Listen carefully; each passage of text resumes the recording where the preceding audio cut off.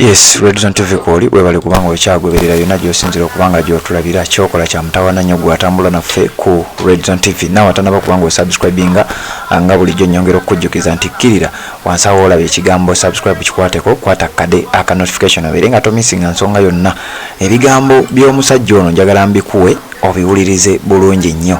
Ye agamba nti wandibanga waliwo ddiiru egenda okubanga egenda maaso essaawa yonna alifaalinze ku nsonga y'ettaffaali ow'ekitiibwa Katikkiro Charles Peter Mayiga gye yasolooza n'ebintu ebirala. Ebiseera by'ettaffaali ebyo ensonga zaali nnyingi nnyo.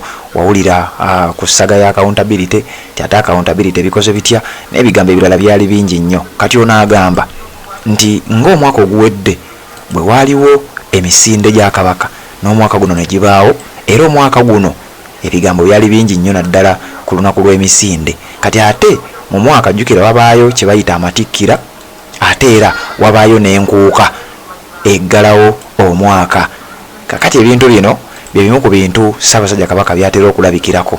Kati ono alina obubaka bwe bwenjagala okubeera nga nkuwa ku nsonga ezo ze njogeddeko wakati waazo ne Charles Peter Mayiga.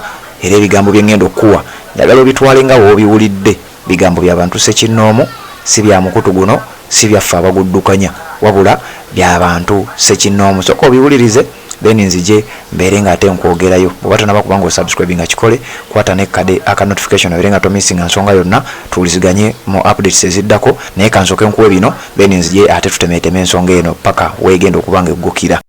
Katikkiro Charles Peter Mayiga njagala mukimanye nti ali ku kye bayita ttaamu egenda n'ebyayo.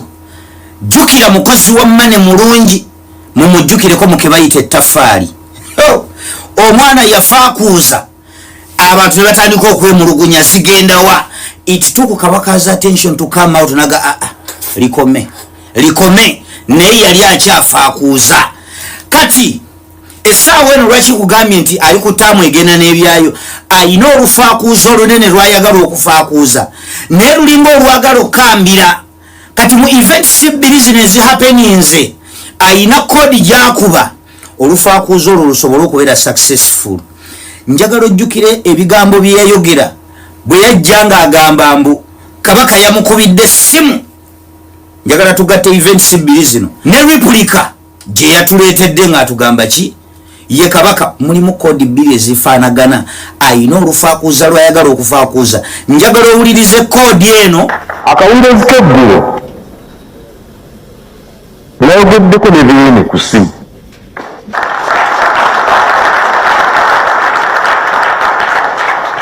Era beene musanyufu nnyo okulaba ng'emirimu gy'Obwakabaka gitambula. Eyo kodi egiwulidde. Kabaka musanyufu olw'emirimu egitambula. Kodi tagirekaayo. Ayagala abalage nti ali credible mu maaso ga Kabaka era musanyufu olw'ensonga waliwo emirimu egibadde gitambula mwafaakuuliza ssente without Kabaka's appearance. Muzimanyi Kabaka Rwani biki nemit zonna nga bwe muzimanyi nga Kabaka ta appearinga. Kati ne replica gye yaleese era nayo ng'eyogera ekintu kye kimu.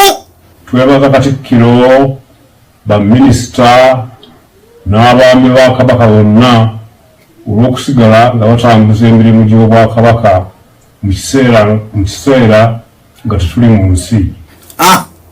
Twebaza Katikkiro teyeewulizaayo erinnya lye lirina okwapiyalinga.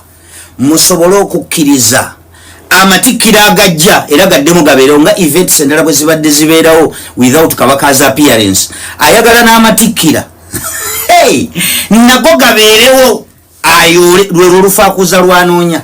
Naye olw'okuba nti last time lwe yali mu kugulawo amasaza kaapu abantu baamugugumulamu n'amanya nno nti kaakati wano olufaakuuza lutandisa okuba ng'olukambira. Kati alina okukuba buli kika kya kodi alabe ng'ekyo kibeera successful. Mukozi wa mmane naye nga twebuuza sente zayoola accountability agiwa waani? Naye omwana oyo kati awo abanoonyeza. So abali awo bonna authorities temuddamu kukkiriza bino omusajja byatandise kubaguza. Ebintu byonna ebituuseewo ebibadde bihappeninga. Replica gye yaleese yagambye nti buli ekigenda mu maaso akiraba. Kabaka n'atayogera ku bantu be. Kabaka ngayogera nnyo ku bantu be, buli kigwa mu bantu be. Bw'aba yasawa accountability y'abantu abaafa, kyogamba tayinza era mu ebyo najja n'ayogera n'atayogerako ku bantu abasengulwa. Can it happen? Tetukimumanyiddeemu ekyo. Omwana ono ayiiya ebintu by'ayagala kukola mane. Olwaleero tagendako, temumukkiriza okuleeta ebintu byebyo nga bw'abadde akola zi events ezirala nga bwe muziraba nga Kabaka taliiwo naye nga zo events zigenda mu maaso, ayagala n'amatikira gabeerewo nga Kabaka takolaki, nga Kabaka taliiwo alyoka ayole nga bwe yayoola mu Kabaka Rwani n'ebirala byonna bafidde nga bwe yabikola byonna. Na wano bw'ayagala okufaakuusa, bwe nkugamba nti ali ku ttaamu egenda n'ebyayo oba okyampakanya bannange, temumuganya sipiidi bbiri emirimu gy'obwakabaka abala kaki abala matikkira akasente k'amatikkira.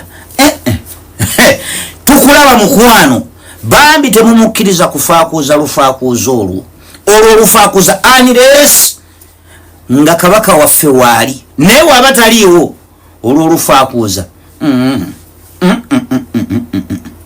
Amot.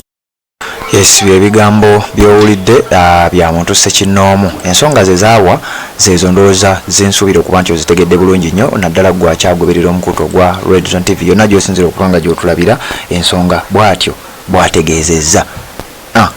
Ate wabyogedde ebigambo by'abantu Ssekinnoomu si byaffe era si bya mukutu guno yadde abaguddukanya, wabula ebimu ku bintu byayogerako gy'emikolo egigenda mu maaso n'okubeera nga gitegekebwa mu Buganda, ng'emikolo egyo Ssaabasajja Kabaka ebiseera ebisinga agibeerako era ng'ali supposed okuba nga agibeerako ba Obuganda bwakimanyira nti ayina okuba nga abeerawo. Era mu ebyo byenkugambye nti mulimu okuggulawo emipiira gy'amasaza, mulimu enkiiko ezimu, mulimu enkuuka ng'omwaka guggwako, mulimu okuggulawo emisinde egya Ssaabasajja Kabaka ng'egy'omulundi guno egisembyeyo, mulimu okuggulawo emipiira gy'amasaza era nga gino egiri mugenda mu maaso gwagoberera omukutu ogwa Red Zone TV gyensuubira okuba nti olina ky'ogimanyiiko. Kati ebintu ng'ebyo Kabaka adde alina okuba nga abibeeramu era onaagamba nti ekigambo twebaza emirimu egigenda mu maaso, abantu bangi bavuddeyo nga bakomplaininga nti mirimu ki? Oba oliawo ggwe oyinza okuba olina kyolaba ekyenjawulo ku bantu bano kye boogera. Kkirira mu comment section, teekamu obubaka